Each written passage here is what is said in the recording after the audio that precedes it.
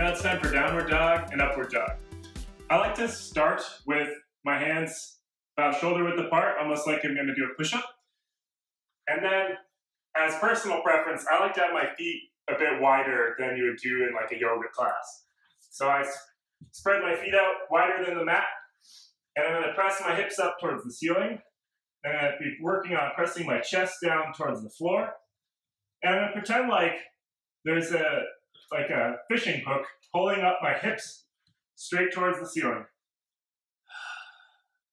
You can rhythmically push back into the stretch. You can work on treading the feet and the knees. This will help stretch your calves. The object here is to stretch the whole posterior chain and open up those shoulders. Then you can switch into the upward dog and press down like you're doing a push-up, but then let your hips drop and look up as though you're doing a cobra stretch.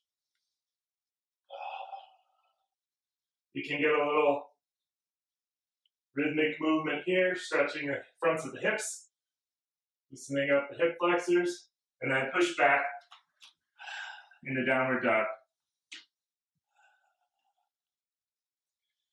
Now, you want to keep your elbow pits, this part of the elbow, facing forward. Try not to get like this. You want to stay expressing the whole arm away from you. Shoulders should be down. Let me show you a few more times.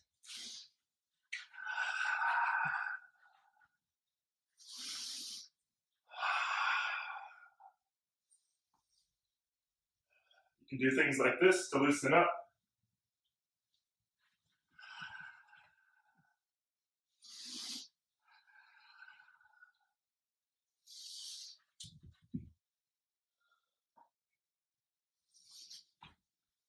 And then you come out of that, and you feel good and stretched out. Now for the hip flexor stretch. What we're going to find when we game a lot or we sit a lot at a desk job is that our hips become more and more pitched forward. This is called anterior pelvic tilt. So when you're walking around, this whole architecture here is pulling on your lower back and exaggerating a lot of bad posture problems. So what we want to do is we want to stretch this region here. These muscles that are partly your quadriceps, but also muscles that connect to your lower back need to be extended. We're going to start nice and tall.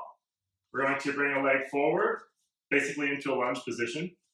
And then we're going to, rather than just vacantly like spill forward and pretend like we're stretching, we're going to tuck the tailbone, engage the glutes, be nice and tall, breathe in, and exhale forward.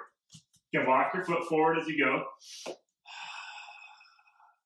And try and find the stretch right through this region. You can do this rhythmically.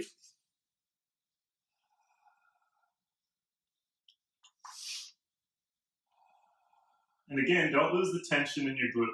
That's the governor for the exercise. If you don't keep this tight, your hip flexor will just get tighter and tighter and try and pull you back into the original posture that we don't want.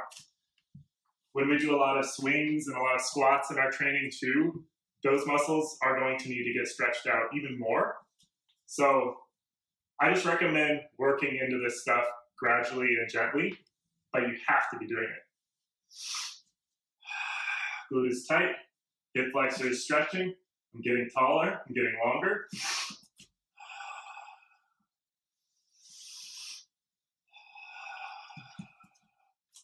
And I'm getting more relaxed right here in the joint that I'm trying to stretch. Enjoy that, guys.